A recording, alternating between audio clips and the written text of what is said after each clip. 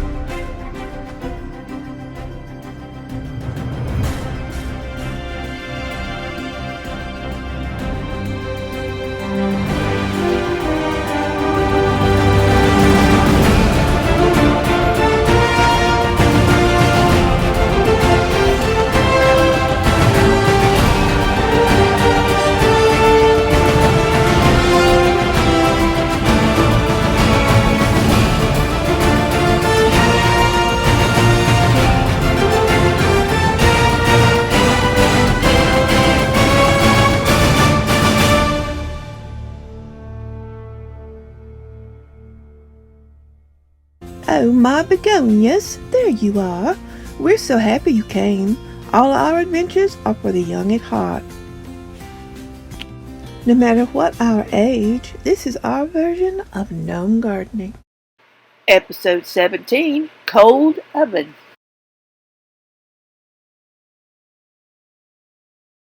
Well, hey!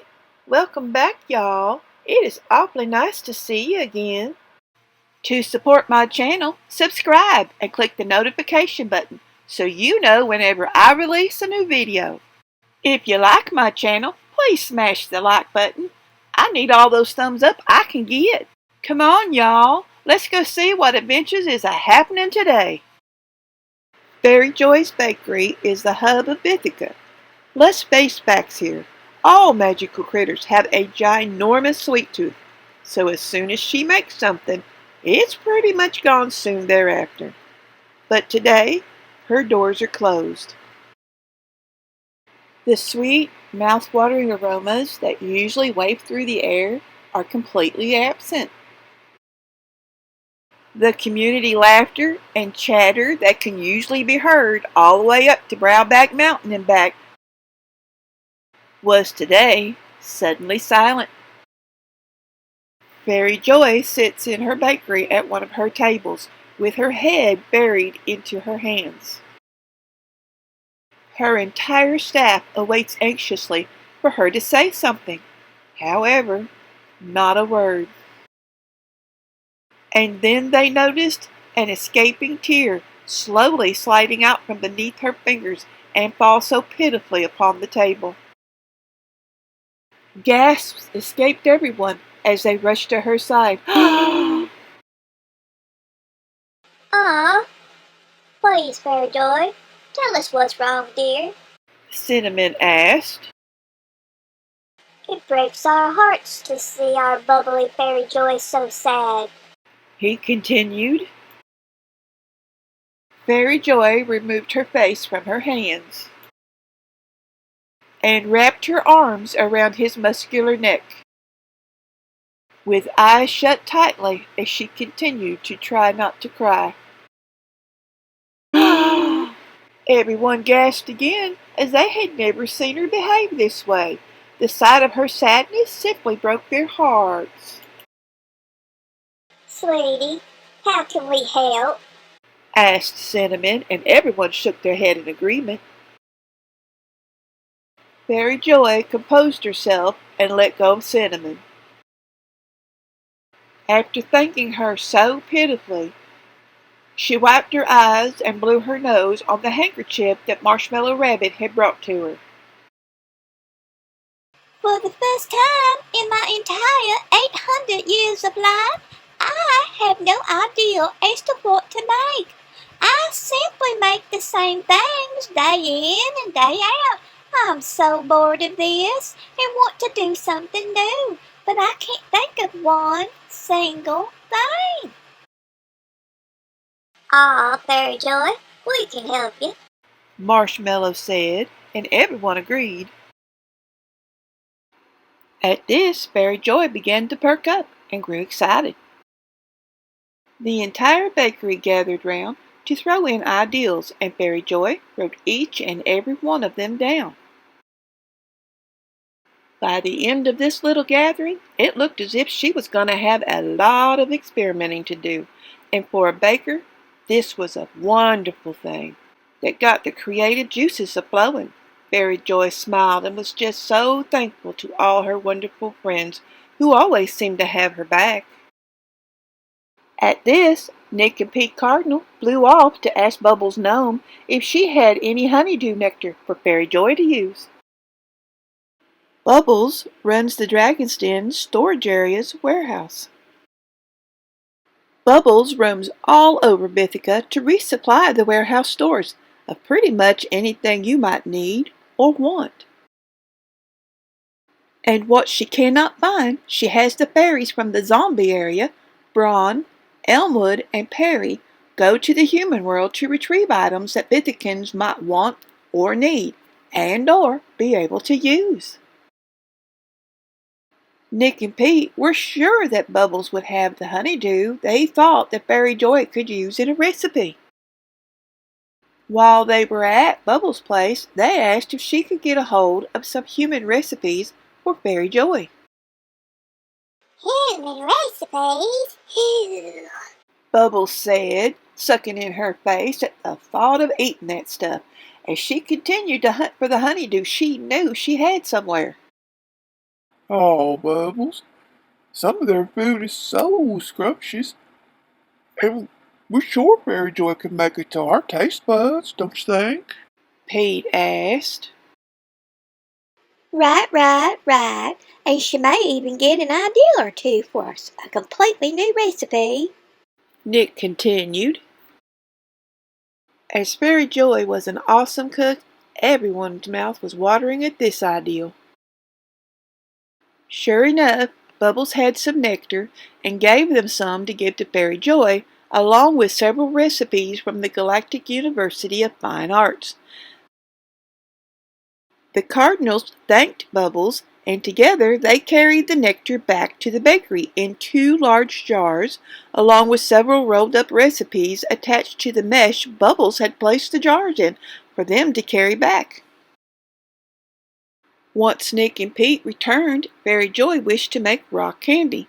She had heard about this as a child and that it was made in the human world. She was going to use the honeydew nectar and a few other ingredients to do it. Before she could start on this, the Cardinals told her about the Galactic University of Fine Arts recipes from the Magic Bakery, and sure enough, she wanted to try one out. Everyone could tell that Fairy Joy was once again in her element and very happy, much to the relief of everyone. Fairy Joy chose recipe 3010, called Airwalker Cookies. They sounded rather easy to make, and she thought she had the ingredients she was going to need. Well, let's try this one first, shall we? She said to her staff. Everyone was excited for something new and happy because Fairy Joy wasn't sad anymore. Okay. The recipe says to preheat the oven to 325 degrees. Fairy Joy walks over to her oven and sets the temperature. On her way back, she gathers what she needs from her pantry and heads to the counter to set everything down. Now, I will need a large mixing bowl, a spoon, and then add my pixie dust with my feather-light flour and mix it all together. Here, the bowl lifts off the counter, so everyone holds it down while Fairy Joy continues with the recipe. Now, I am to add the Useful Springs mineral water. This she gets from her kitchen sink. that is connected to a natural spring. Then add the chestnut cooking oil and mix well. She continued. Oh, the smell was so delicious that everyone was now thoroughly hungry. Here is the tricky part of adding a gust of zero gravity, and if not careful, things can go wrong at this point. Fairy Joy goes to put the bowl in her microgravity chamber attached to her bakery due to underground tunnels to infuse the batter with a gust of microgravity. But poor Marshmallow Rabbit had to sneeze, which startled everyone. At the sound, Fairy Joy quickly spun around, and the batter went a-flying. Next thing you know, Marshmallow is trapped inside a bubble within the cookie batter, and a-yelling. Let me out! Let me out! Totally caught off guard, everyone burst out laughing, much to the consternation of a very batter-sticky and bubble-encased rabbit. Regaining her composure, Fairy Joy tries to pop the bubble. This, however, only caused poor Marshmallow to suddenly be flung around the room and bouncing off everything as she did so. You see, the pixie dust and the plantain flour produce a gas, and when the bubble was pricked, the quickly escaping gas propelled a horrified rabbit at a speed which caused Marshmallow to scream profusely. Ah! No, no, no, no, no, no, no, no, make it stop! No, no, no, no, no, no, no! Duck! Yelled the cardinals, as here she came again. No! Wait!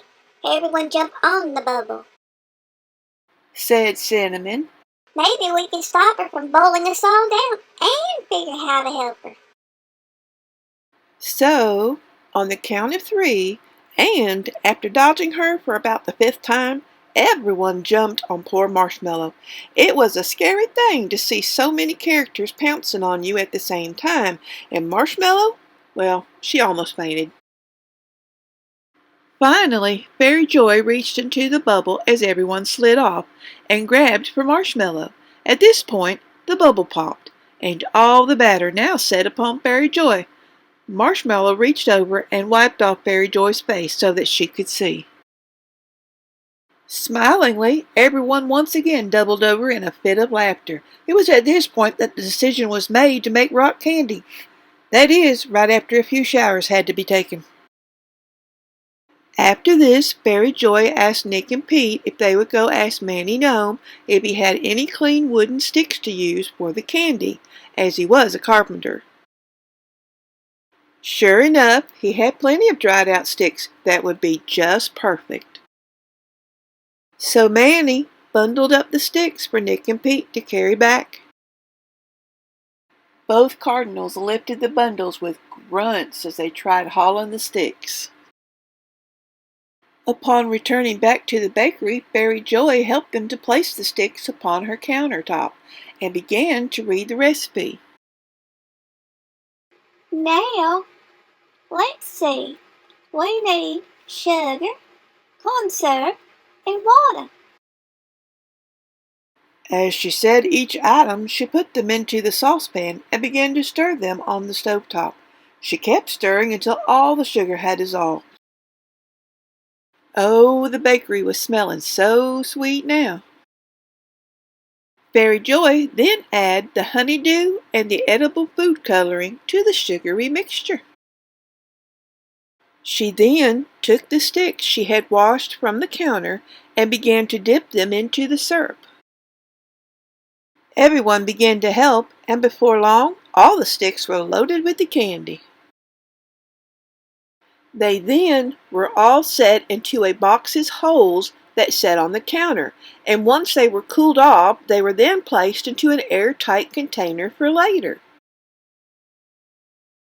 Everyone tried one, and soon news spread that the bakery was once again open, and that it now had rock candy. After all that, y'all wonder if they ever try making those Airwalker cookies again? It was sure nice spending some time with you. Y'all come on back for our next adventure. We'd love to see you. Until we meet again, be kind to one another. Bye now.